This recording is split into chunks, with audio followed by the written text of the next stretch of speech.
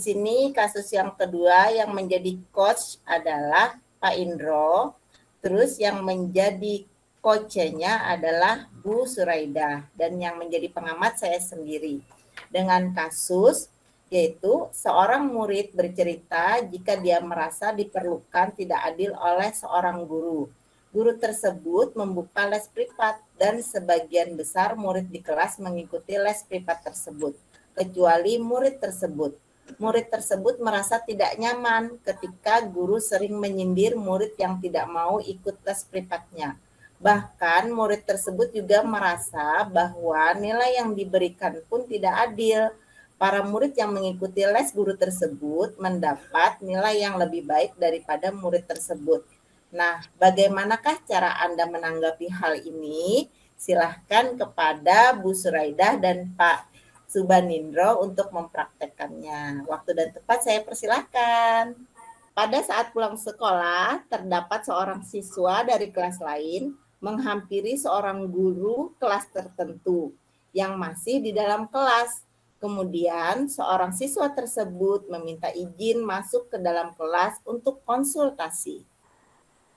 Assalamualaikum Pak Indro. Waalaikumsalam Suraida. Udah pulang ya nak? Iya Pak Indro.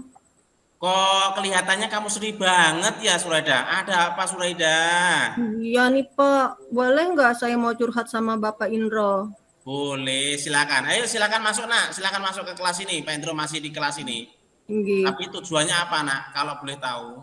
Jadi gini Pak, saya ini ingin mendapatkan solusi dari Bapak karena saya lagi galau ini. Semangat belajar Suraidah lagi menurun. Jadi saya minta Bapak Indro memberikan solusi. Oh ya ya, duduk dulu nak, duduk dulu nak. Ya, sini, Pak. Kursinya agak ke depan sini, agak ke depan. Sini kursinya itu. Oh begitu, ya Suraida. Silahkan ceritakan dulu apa adanya Suraida. Saya akan mendengarkan cerita Suraida. Kamu supaya biar plong Suraida. Nanti kita carikan jalan keluar, solusi terbaik lah Suraida. Ayo cerita Suraida. Jadi gini Pak, saya itu merasa diperlakukan tidak adil sama salah satu guru di sekolah. Tidak pernah nyebut nama saya, yang disebutnya cuma nama Cici, Aryo, cuman itu aja. Gara-gara beliau kan buka les privat, tapi saya tidak pernah ikut les privat sama beliau. Dan nilai saya juga selalu saja dikasih rendah. Kan saya sebel tuh. Saya juga iri Pak, masa teman-teman yang lain aja yang disebutkan namanya, nggak pernah diperhatikan sepertinya saya ini.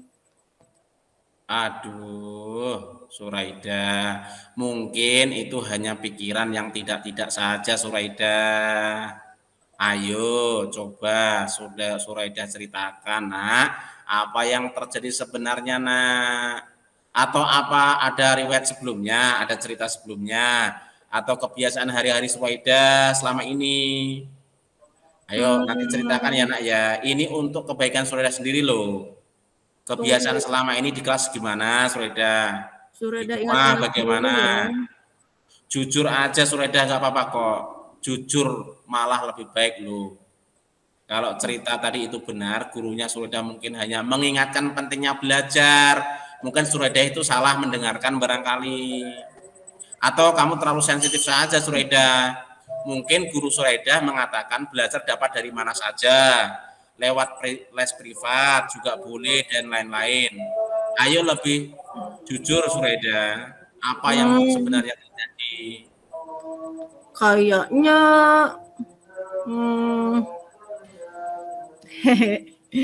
kayaknya memang Suraida tuh agak sedikit malas deh Pak.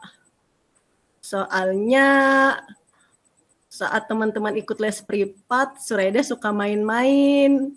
Pulang sekolah bukannya ikut les privat, tapi malah main. Nah, ketahuan kan, Suraida ketahuan. Mungkin ada lagi, ayo, gak apa-apa Suraida. Kalau di kelas saat belajar matematika itu, Suraida kayaknya kurang fokus deh. Iya, kurang fokus kayaknya. Oh, kurang fokus memperhatikan beliau. Iya, karena pikiran Suraida ini kayaknya Pak Eko itu terus saja memperhatikan teman-temannya. Kayaknya Suraida ini tidak kurang diperhatikan, Pak. Selalu aja di meja temannya, selalu aja ke tempat temannya. Ya Cici, ya Arya lah.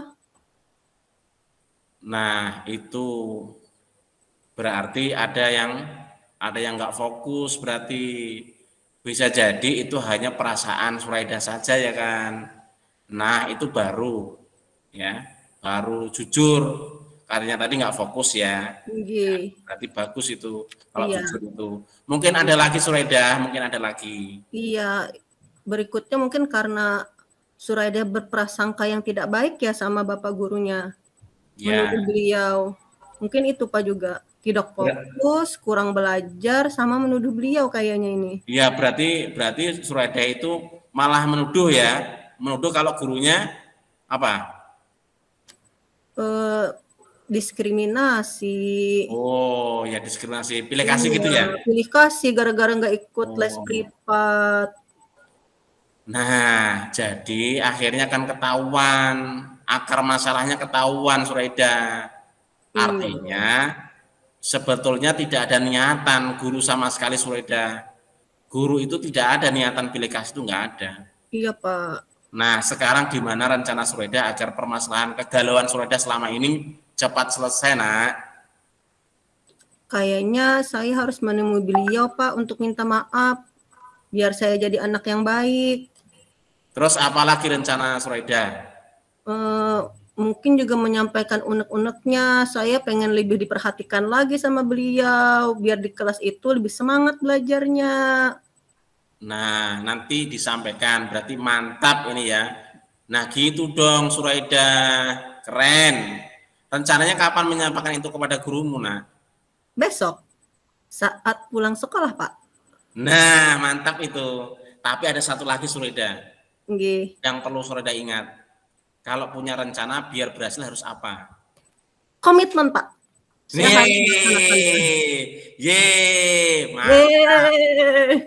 Apalagi? Ayo Suraida. Supaya meyakinkan, meyakinkan lagi biar jadi orang baik harus apa? Ayo. Harus tanggung jawab. Harus pintar. Kompak.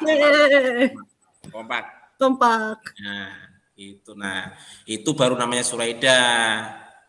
Sudah gitu aja ya Suraida, berarti sudah tahu ya solusinya, sudah tahu.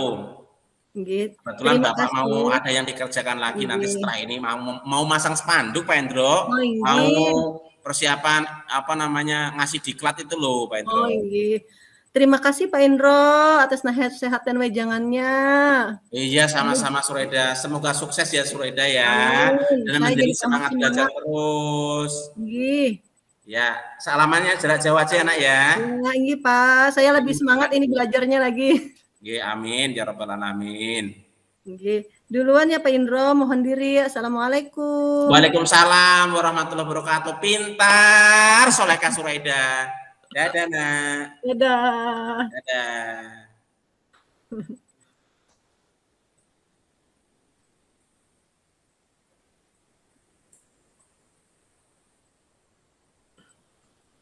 Oke, terima kasih kepada Pak Subandindro dan Ibu Suraida sudah mempraktekkan tentang kasus kedua kita.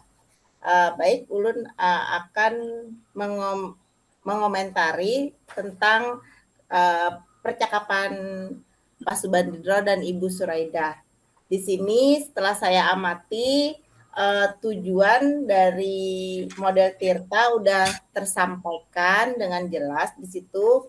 Terus dengan Pak Indro menanyakan tadi tujuannya apa datang ke sini, udah ditanyakan tadi ya. Terus lagi untuk mengidentifikasinya juga sudah terlihat dari pertanyaan-pertanyaan dari Pak Indro dan dijawab oleh Ibu Suraida, bahwa katanya tadi Ibu Suraida malas belajar, kurang fokus, berprasangka tidak baik tadi terhadap gurunya. Kemudian rencana aksinya pun sudah terlihat. Di situ tadi Ibu Suraida mengutarakan nanti Ibu Suraida akan meminta maaf serta menyampaikan unek-uneknya kepada Bapak yang mengasih privat tadi. Terus lagi juga di situ juga sudah terlihat tanggung jawabnya dengan melaksanakan komitmen. Jadinya dari percakapan yang dipraktekkan oleh Pak Indro dan Ibu Suraida sudah sangat cukup baik.